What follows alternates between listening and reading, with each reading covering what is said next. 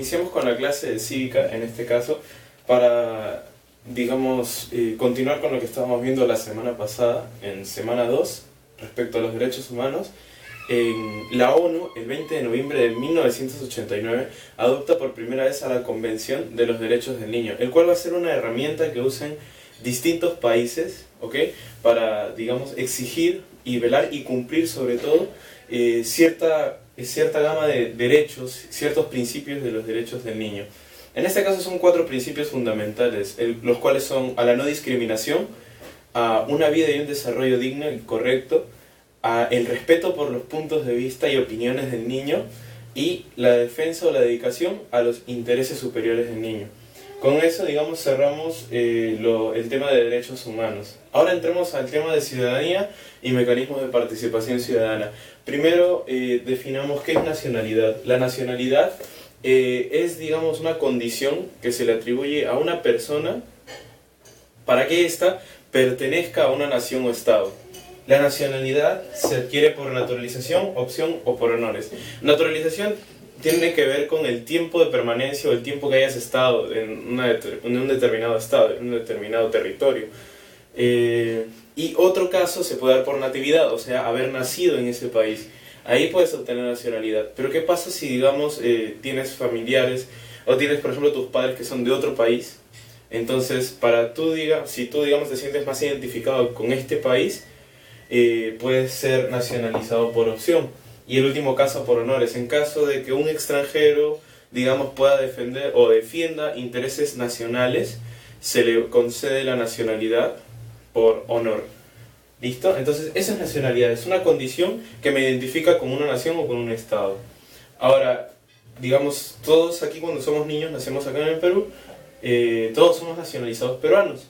Pero ¿qué ocurre? Somos nacionalizados peruanos, pero no tenemos el derecho o, digamos, los derechos políticos que nos otorga la ciudadanía. La ciudadanía es una condición que se obtiene aquí en el Perú a los 18 años, cuando inicias tu vida política, digamos así, o adquieres derechos políticos. Como dijimos antes, los derechos pueden, digamos, dimos una serie de características de derechos. Sobre todo, los derechos, recuerden, son inalienables. Quiere decir que no pueden ser enajenados, o sea, no te los pueden arrebatar nadie, ninguna organización o el Estado mismo no te puede arrebatar los derechos. Pero lo que sí puede hacer es suspender estos derechos. Y hay 3 casos en los que pueden suspenderte los derechos. En interdicción, o sea, resolución judicial de interdicción, por una pena privativa de libertad, y el último caso por inhabilitación de los derechos políticos. Ahora, por ejemplo, ¿qué es interdicción? La interdicción se le da una suspensión de derechos a la persona que no puede ejercer correcta y completamente sus derechos. Por ejemplo, a personas sordomudas, ciegomudas, o personas toxicómanas, dipsómanos, o, digamos, personas que padezcan de retardo mental. Entonces, digamos, ahí se apela a una resolución de interdicción para que la persona, digamos, no pueda ejercer sus derechos políticos. La pena privativa de libertad se dicta por una sentencia, ¿ok? O sea, digamos, las personas que están en las cárceles tienen una pena privativa de libertad. Y la inhabilitación de derechos políticos, por ejemplo, si una persona está enferma y su condición no le permite votar, ¿cierto? Tú sabes que aquí, digamos, cuando no votas te ponen una multa. Entonces, si la persona está enferma y no puede votar o no está en condición de ir a votar, ellos pueden pedir una suspensión de derechos políticos por cierto tiempo, ¿ok? Entonces ya no se le pone la multa. O otro caso, por ejemplo, cuando, digamos, a una autoridad se le hace una revocatoria o una remoción, o, digamos, el pueblo no quiere que vuelva, digamos, a reelegirse, ¿no? Digamos, decir, lanzarse de nuevo, se puede suspender ese derecho político. Listo, entonces esa parte son los derechos del ciudadano. Ahora están los deberes, los cuales son 3 y son más simples. Que el primero, digamos, es rendir de lo que son los tributos o los impuestos al Estado. Esto se hace, digamos, para pagar el alumbrado público, para pagar, digamos, la construcción de pistas, veredas, ¿ok? Eso es lo que hace el Estado con los tributos, con los impuestos. Defender la Constitución y sus leyes, esto se da normalmente en casa. Defender la Constitución y sus leyes, este es para velar más que nada la seguridad y la igualdad entre todos los ciudadanos, ¿ok? Honrar a la patria y defender intereses nacionales. Ahora, en este caso se da, por ejemplo, en guerras, que digamos hay una persona se siente identificada con su país, ¿no? Y se enlista a la guerra para defender a su patria. O honrar a la patria en, por ejemplo, cuando estamos en el colegio y queremos cantar el himno nacional, llevar la escarapela con orgullo o poner las banderas digamos, el 28, ¿no? Entonces, estos, digamos, son los deberes, son algunos de los deberes como ciudadanos que debemos cumplir. Y luego tenemos mecanismos de participación ciudadana. Estos mecanismos pueden ser de dos tipos, pueden ser mecanismos de participación y mecanismos de control.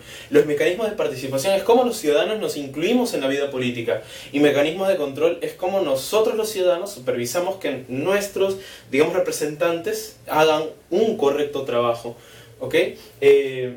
Digamos, vamos a iniciar con los de control, que son dos: la revocatoria y remoción de autoridades, y el último, que es la rendición de cuentas. O sea, imagínate que digamos, un funcionario, bueno, la población sospeche que este funcionario no está cumpliendo correctamente, digamos, sus funciones, ¿no? Entonces podemos, digamos, pedir una demanda de rendición de cuentas con el 10% de la población electoral local, o sea, los que tengan más de 18 años. Podemos pedir una rendición de cuentas para saber, digamos, qué es lo que ha hecho, qué es lo que no ha hecho, cuánto dinero ha invertido, cuánto no ha invertido, ¿cierto? Entonces, por ejemplo, si es una autoridad que el pueblo mismo ha elegido, siempre y cuando no sea tanto Congreso como presidente, lo podemos revocar, ¿ok? Lo podemos revocar con el 25% de población electoral local, ¿ok? Local, a favor de, digamos, privar o destituir de su cargo a esta autoridad. Aquí se destituye el cargo de una autoridad que puede ser el alcalde, puede ser el regidor, puede ser alcalde municipal, ¿ok? Pueden ser autoridades que el pueblo mismo ha elegido. Y remoción de autoridades se da cuando el pueblo no ha elegido a estas autoridades, sino se los ha puesto en su cargo. Por ejemplo, a un director, ¿cierto?, de un hospital, a digamos, un decano de facultad, es algo que se ha puesto por otras autoridades, el pueblo no lo ha elegido.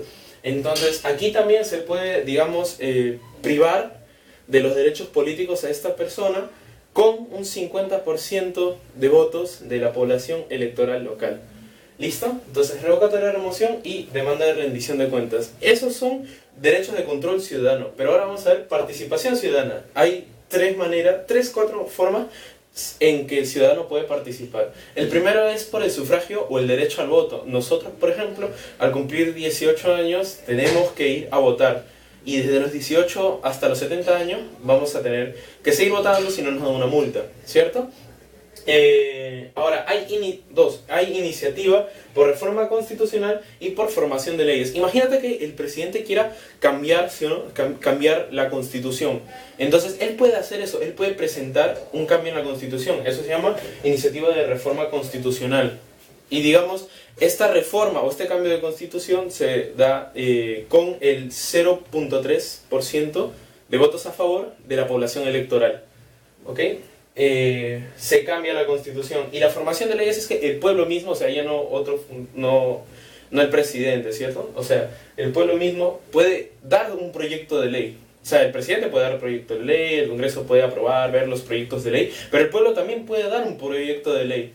Ese proyecto de ley, digamos, esa forma en que nosotros podemos dar el proyecto de ley es la iniciativa de formación de leyes, que también se da con el 0.3% a favor de digamos, de este proyecto de ley, de parte de la población electoral. Y el último es el referéndum. O sea, imagínense que, por ejemplo, quieren cambiar la constitución, como recientemente se ha hecho, quieren cambiar la constitución y quieren presentar los proyectos, digamos, o los artículos que quieren ser modificados, ¿no? Entonces, van a presentar estos artículos, lo que quieren modificarse, y van a preguntar a la población si está de acuerdo con estos cambios. Entonces, la población responde sí o no. Eso es un referéndum. Es digamos, una elección del mismo pueblo o una participación del pueblo para estar o no de acuerdo con algún cambio que está haciendo, digamos, un cambio político que se está haciendo. Bueno, entonces, esto sería la semana 3, que es ciudadanía y y mecanismos de participación ciudadana. Muchas gracias.